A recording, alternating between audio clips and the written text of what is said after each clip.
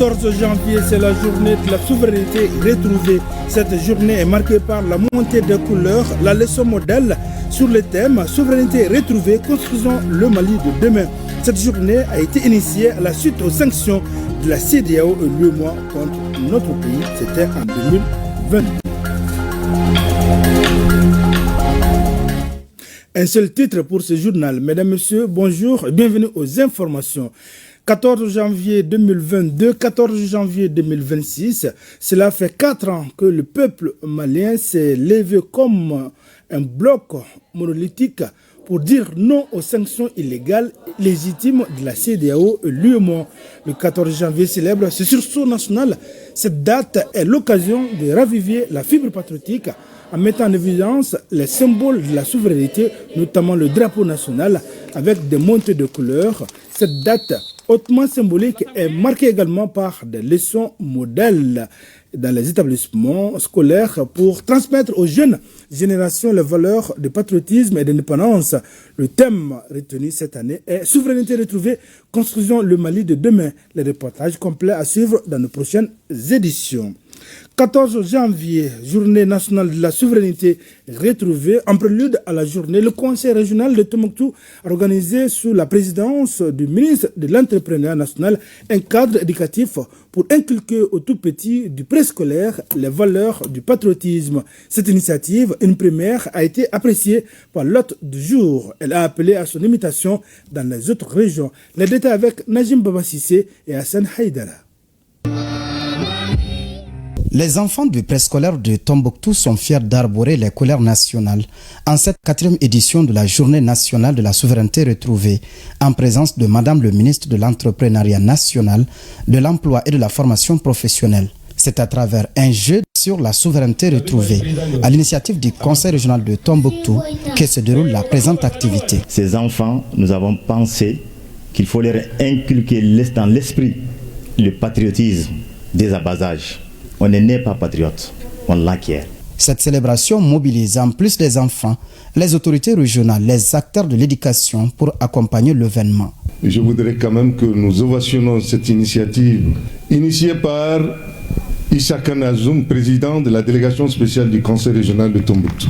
Madame le ministre se réjouit de l'initiative et invite les autres régions du Mali à imiter le Conseil régional de Tombouctou. Si nous parlons de jeunesse, c'est d'abord une belle enfance. C'est un enfant bien éduqué, un enfant à qui on a inculqué les valeurs de notre nation, les valeurs de notre communauté, n'est-ce pas? Et cela est très important pour construire un jeune patriote au service de demain, au service de son pays. La coupure symbolique du gâteau de l'anniversaire des 4 ans de la souveraineté retrouvée, la remise des cadeaux offerts par Madame le ministre aux enfants sont les quelques temps forts de cette cérémonie.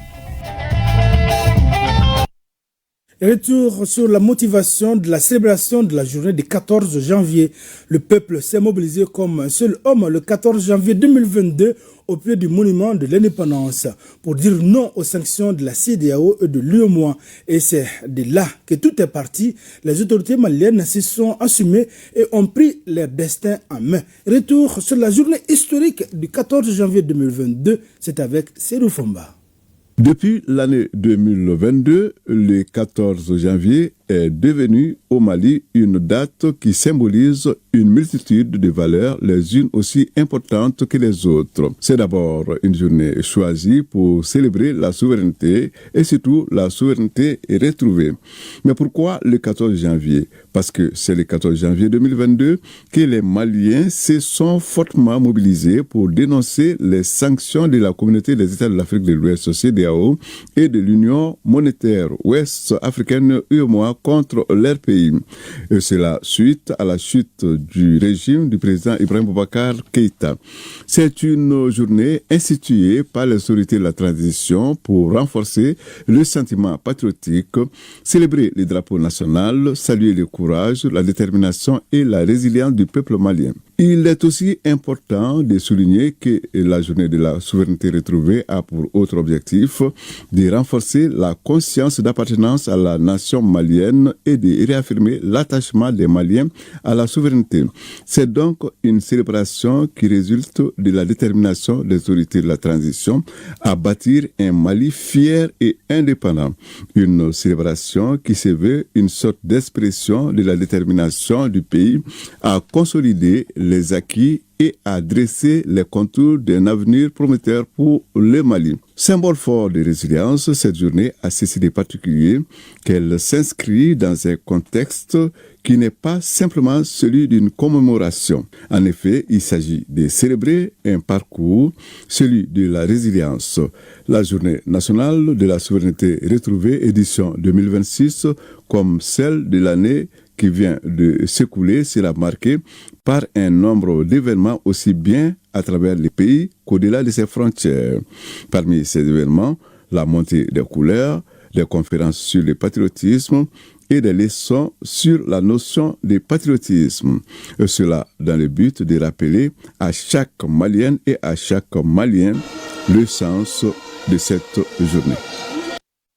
Autre point de l'actualité, informer et sensibiliser la couche juvénile sur les dangers liés à la consommation de stupéfiants, tel est l'objectif d'une conférence. L'initiative est de Alofseni Sissoko, animateur de radio. La conférence sur l'éducation des jeunes a eu lieu dans la salle de spectacle de l'Institut national de la jeunesse et des sports, INJS.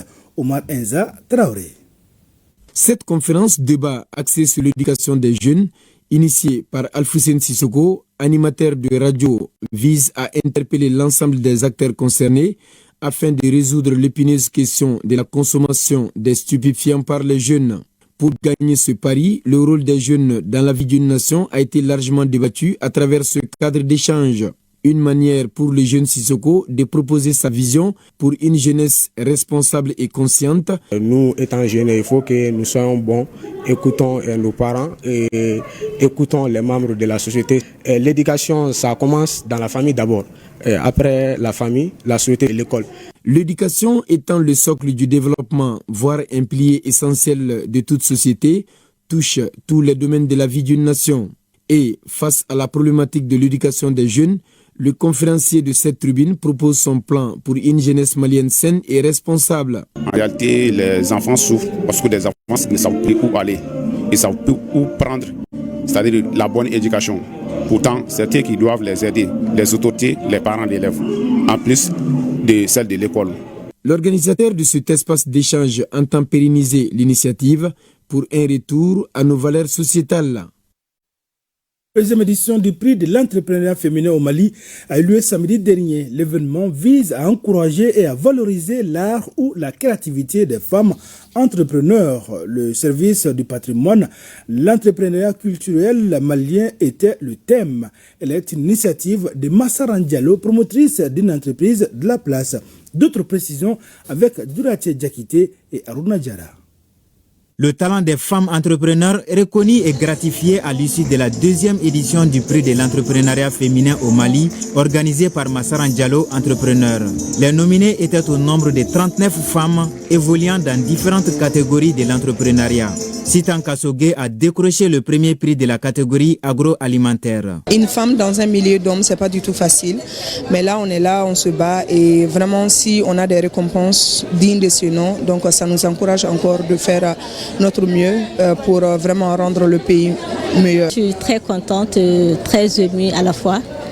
Parce que c'est vraiment un prix qui vient mettre en avant tous nos efforts en tant qu'entrepreneur social. Je remercie l'équipe du prix de l'entrepreneuriat féminin pour cette initiative qui vise à valoriser les femmes entrepreneurs. Des prix spéciaux ont également été décernés à d'autres femmes. La commission d'organisation a décrété que le jugement se fera sur deux bases. Il y aura un vote du public qui se fera aussi en deux étapes, notamment à travers un formulaire que la communauté de chaque lauréate devait remplir, mais également une vidéo de présentation de la lauréate et ainsi que de son entreprise sur YouTube qui devait avoir aussi des likes, des commentaires. Les deux votes du public pondérés donnaient une note sur 50.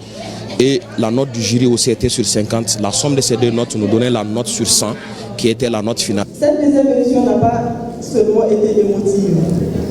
Elle a été concrète, elle a été engagée et surtout utile. Cette année, le prix de l'entrepreneuriat féminin a dépassé Bamako. Nous avons eu des nominés dans plusieurs régions. Et tant qu'il restera une seule femme déterminée à rêver, à créer et à avancer. Toutes les nominées ont reçu des attestations de reconnaissance. Un panel sur l'entrepreneuriat a permis à l'assistance de se faire une idée du domaine. Fin des remises et des décisions de création des commissions foncières villageoises aux chefs de village. Elle a concédé 30 des 55 villages qui comptent la commune de Sirakorola. Cette remise couronne également les étapes de commune de Koula avec 16 villages et 17 villages de Meguetan. Compte rendu signé Adama Traoré. Les responsables en charge de l'UACDD n'ont pas lésiné sur les moyens en vie dévolés au secours des chefs de village. Ils entendent leur doter d'instruments juridiques dans le cadre de la protection foncière agricole. Il s'agit des communes rurales de Sirakorola, de Koula, de Dumba et de Meguetan, dans le cercle de Koulikoro. Nous avons rendu 25 décisions des premiers groupes de COFO dans la commune de Sirakorola. Aujourd'hui, nous en sommes au deuxième groupe qui contre les 30 villages, donc ce qui montre réellement que les 55 villages aujourd'hui ont bénéficié de toutes les décisions et aussi on doit réfléchir ensemble pour sécuriser les ressources naturelles des communautés. Cette cérémonie de remise des décisions de création de commissions foncières villageoises COFOV a été marquée par une satisfaction totale des bénéficiaires. La commune rurale de Sirakorola est constituée de 55 villages.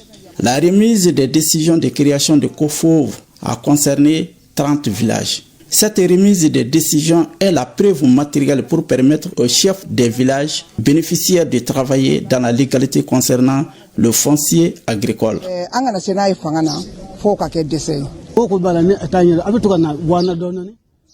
Nous vous demandons à chaque fois que le besoin s'impose de venir nous rendre visite dans le cadre des explications détaillées et de mise à niveau sur l'évolution du document.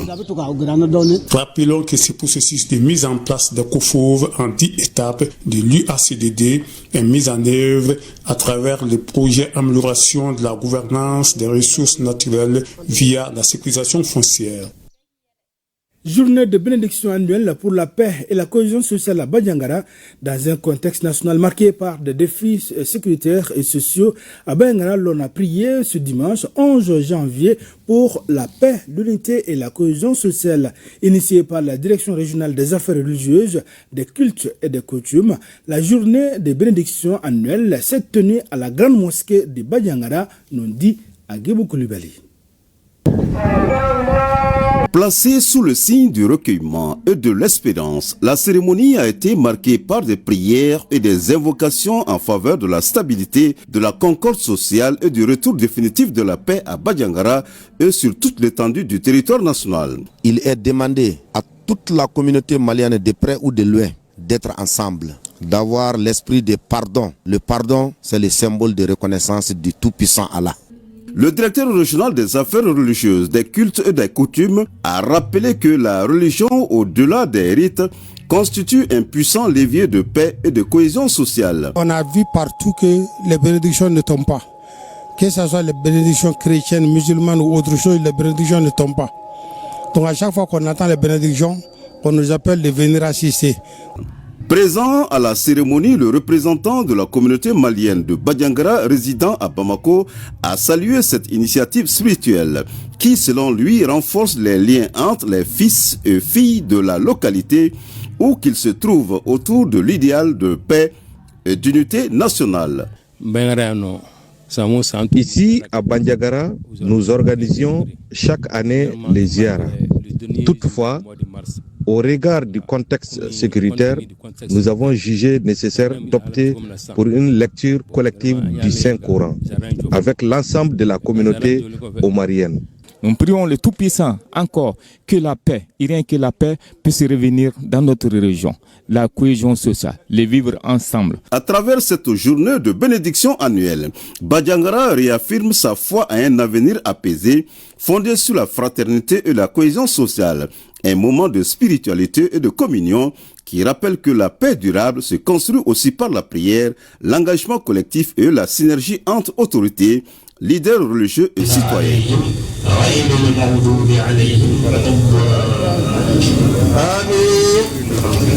Djibou Koulibaly élu homme de l'année à Badiangara. Un mot de sport avant de boucler ce journal. CAN Maroc 2025, place aux demi-finales ce soir avec Maroc-Nigeria et Égypte-Sénégal. Assure donc Maroc-Nigeria sur nos antennes à partir de 17h. Mesdames, Messieurs, ainsi prend fin ce journal. Merci d'avoir été de nôtres. À demain, Inch'Allah, même heure, même plateau et pour d'autres informations.